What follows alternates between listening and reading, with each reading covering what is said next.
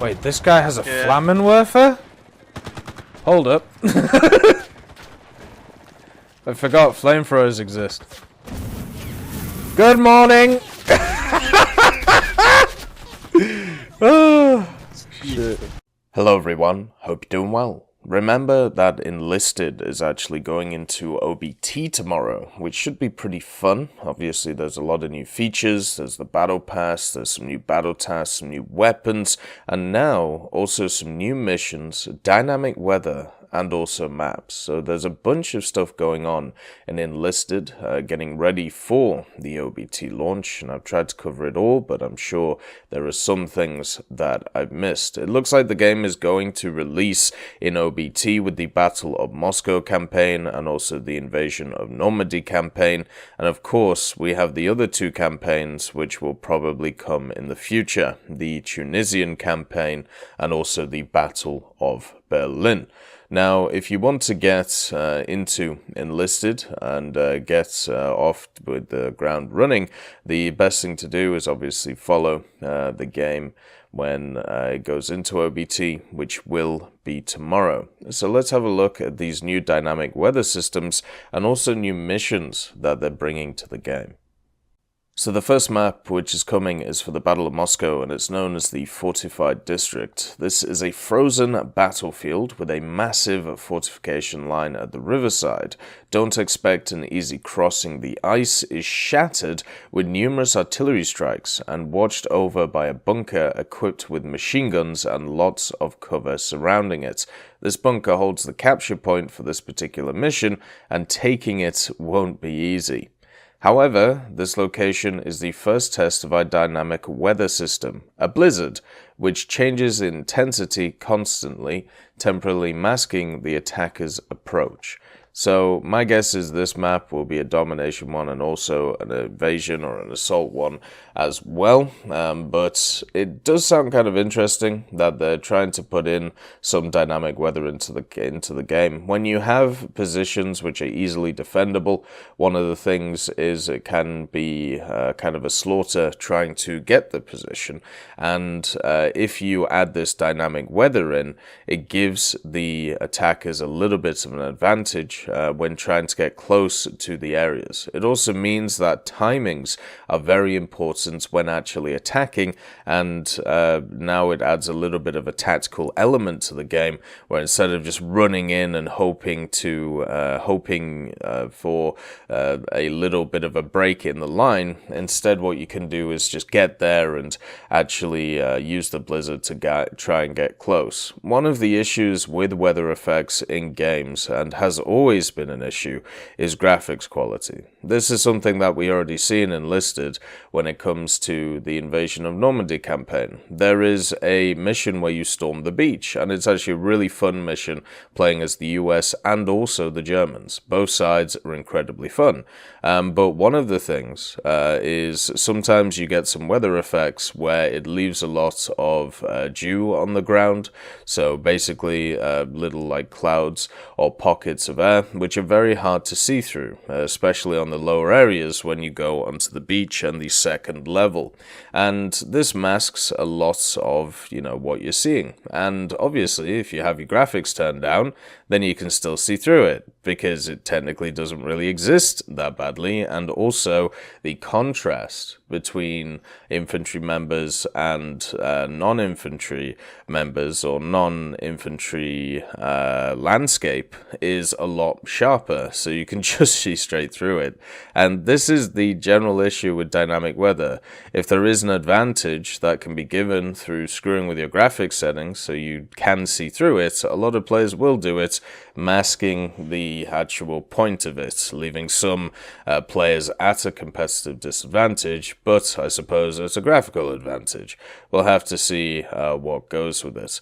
As long as, that's thought about, and as long as that is done properly, then I don't really see too much of an issue with it. I think it should be fine.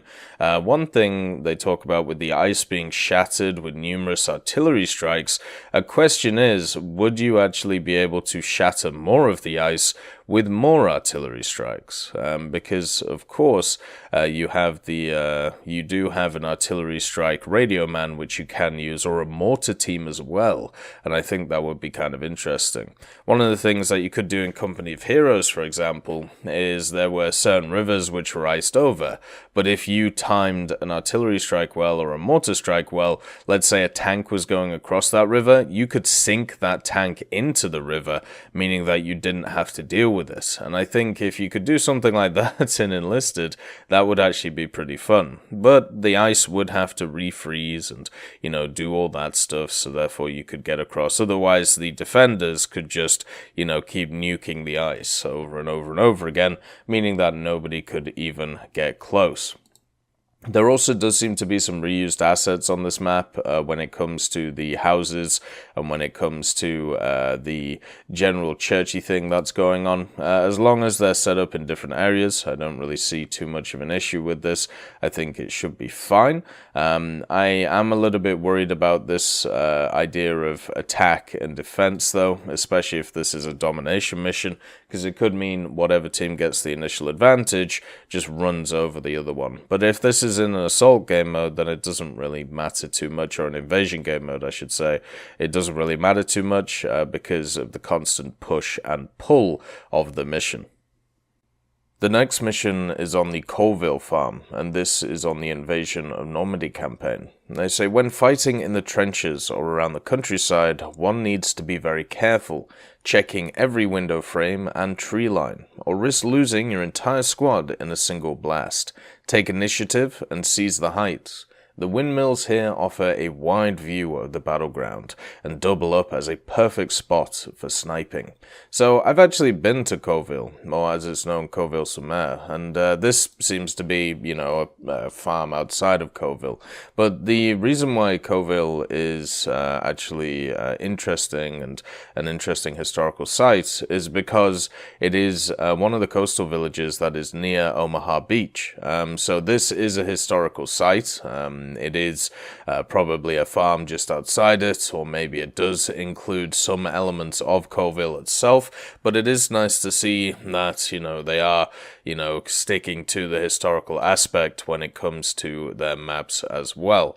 Now, with windmills all around the place, one of the problems with windmills is it takes quite a lot of time for setup, and also it takes quite a lot of time to be able to marshal your squad in a place so they don't just die while you go and snipe. Also, sniping is pretty good at taking out half squads, but since you only normally have one soldier to be able to snipe with, and the rest are AI, it can be kind of hard to be able to annihilate squads. They've also reduced the amount of snipers you can have in the recon squad. They've reduced the recon squad overall. I think it's five members right now, and the infantry squad is now 9 members, so trying to deal with them is going to be a bit of an issue.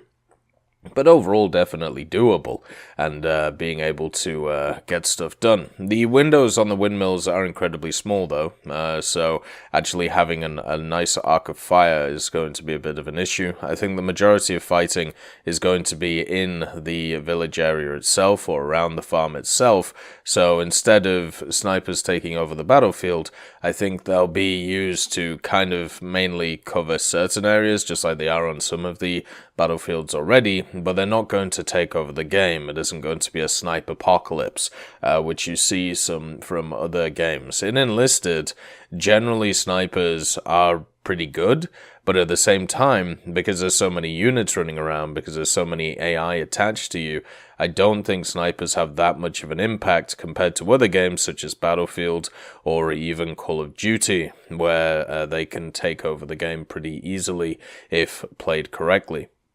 So I'm not too worried about these power positions being put in, just because if you die, well, you respawn so quickly, and also you just switch to your AI and you know where that sniper is, you can counterfire pretty reliably. A lot of these assets look very similar to some of the other maps that we've already seen in the Normandy campaign, which is completely fine. As long as the map offers a different playstyle, I don't really have too much of an issue with it, as long as it has a different setup and the way it's working. Hopefully hopefully that happens, and maybe we'll get some dynamic weather on some of the other maps in game as well.